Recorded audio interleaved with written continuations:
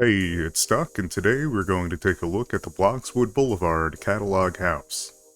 Bloxwood is a multi-family suburban plot with an interesting twist. It'll run you around $500,000 and will require both the multiple floor and basement game pass. Okay, let's head off to the drone and get a look around the whole plot.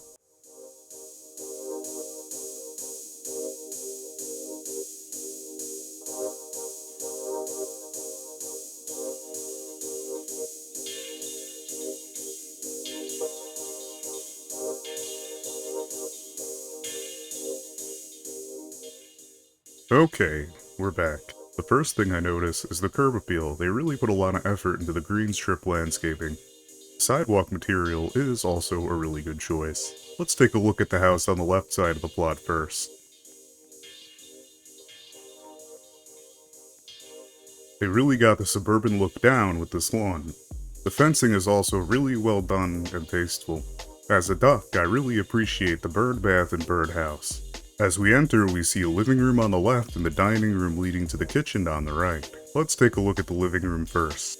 When I walk into the room, the first thing I notice is that the living room is very beige. However, the texturing of the furniture is very tasteful and works very well together. Here we have a pretty standard American living room with the exception of a small desk and laptop setup. Decoration is not super heavy in here, but it all works really well together. Very, very beige. Okay, let's waddle on over to the dining room. Continuing on with the theming, it is also very beige. However, all the textures and placements of decorations are very well done, yet doesn't really feel lived in. The plant is a really good touch for some color, and the paintings are a great way to add some more color and design variety. I just noticed this now, but I really do love the wall paneling. It brings a lot of texture and contrast to the beige. Now we move on to the kitchen. I really do love this kitchen. The green of the counters and cabinets along with the tiled walls is a great change of pace from the beige stripes. The layout of the kitchen is really nice. It feels realistic and lived in with the placement of the decorations. The calendar and broom in the corner are a really nice touch of realism. Now let's head out to the backyard. It's definitely really suburban. The back porch is nice, the planters and swing are a great touch. We have a perfectly manicured lawn along with a swing set and sandbox for the kids. Along with a nice picnic table. Go along with those flower planters on the porch wall, there are also 2 included planters. Sometimes less is more, and 2 trees are enough. I'm glad to see that they didn't overdo the landscaping back here. Here, we have the cellar door entrance to the basement. We will come back later to take a look at it. Let's waddle on back in and go take a look at the second floor.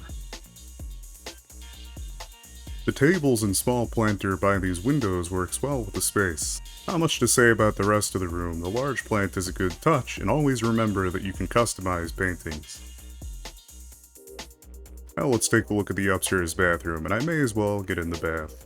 The first thing I notice is the great utilization of space in the bathroom. Things are spread out along the different walls, no space really feels wasted. If you know, you know. Again, I'm not really the biggest fan of this aesthetic, but the textures are really well done in here. It all just works really well together. Okay, I'm gonna get out of the bath. And we are now moving on to the nursery. It's very beige in here, but thankfully not very sad. The use of textures really is great. It really does feel like a nursery. The placement of toys and furniture really makes sense. It has everything you would want in a nursery: a crib, a changing table, ample storage, and a comfortable chair in the corner. And finally, let's head on over to the master bedroom. The master bedroom is very spacious and features pretty much everything you would want. A king-size bed with nightstands, a vanity with a stool, and a table for some extra storage, along with a nice chair in the corner. It also includes a large, attached walk-in closet. It's very, very, very, very beige. However, I love the design of it. The built-in custom design of the closet makes it feel premium. The space is all really well utilized and the lighting fixture is perfect.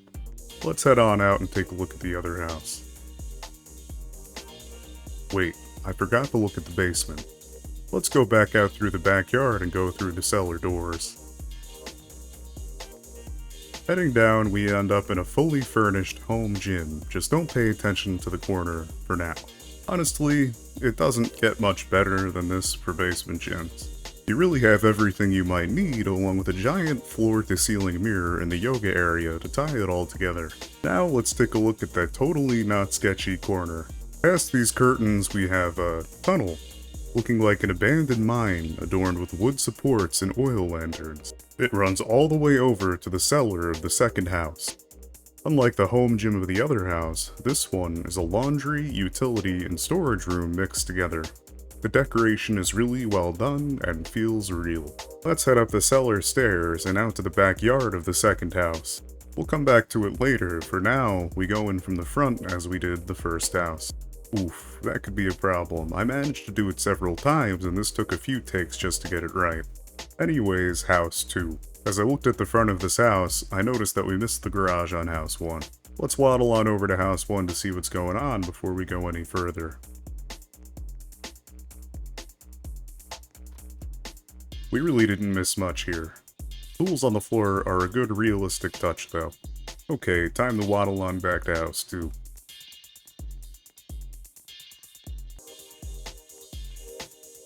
These houses feel very suburban. Let's check if there's anything different in this garage. Nope. Alright, let's head inside. I love what they did with the front porch. Upon going inside, we were flanked almost immediately by a bathroom on the left.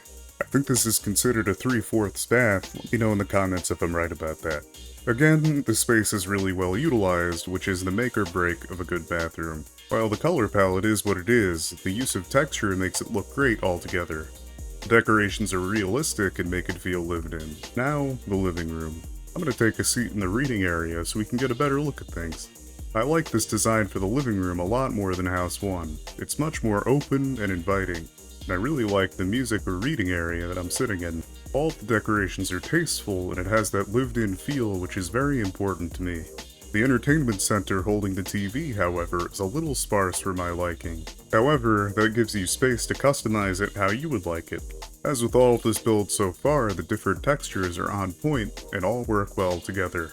The only thing I find somewhat questionable is that milk jug looking pot next to the 2 planters in the corner. A little bit of an odd choice in my opinion. Alright, I'm gonna get up and let's take a walk on over to the kitchen. The little corner with the laundry basket and ironing board really adds to the lived-in factor. Now, the kitchen dining room combo. Don't like this kitchen as much as house 1, however, it has its charm. It's a lot more open with a more simplistic layout. It's also decorated in a way that makes it look a lot more lived in, featuring some newspapers on the breakfast bar, even including pre-spilled coffee. The dining table is also a lot more realistic, with a slightly pulled out chair and a left behind pair of glasses versus the tidy and organized spread of house 1. Before we go upstairs, let's waddle on back to the backyard and see how it stacks up to house 1. Personally, the first thing that I noticed was the trampoline. As I jump, we can take a look at the rest of the backyard. It's pretty simple, but in this case, that's not a bad thing. Featuring only one tree and a clothesline leading over to the swing set. Let's head on back in and go check out the upstairs.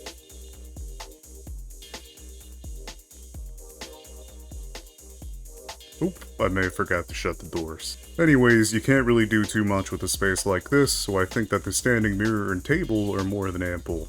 Now, the nursery. Like house 1, it has everything you need.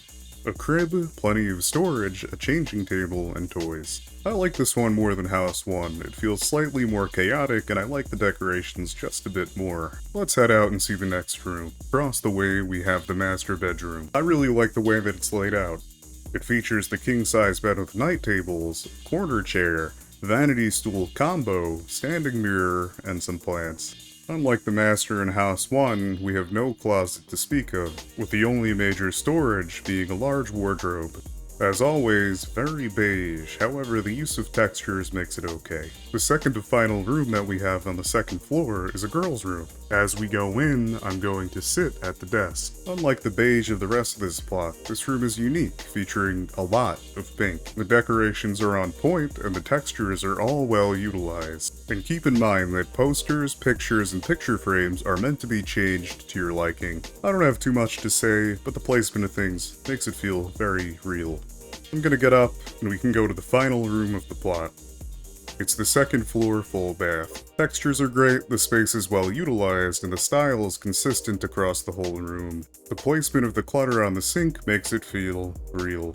And that's it. Let's waddle on out of the house to the front of the plot and sum things up.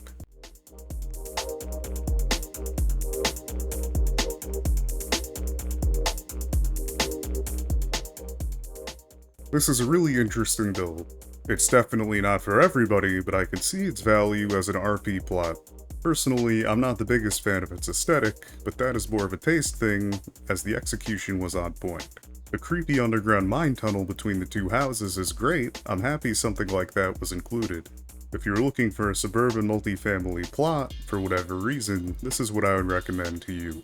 Anyways, I'm gonna give it a duck rating of 8.5 out of 10. I really like it, but it's by no means perfect. What do you think? What would you change, and what would you rate it? Let me know in the comments below. Thanks for watching, and don't forget to like and subscribe. Duck out.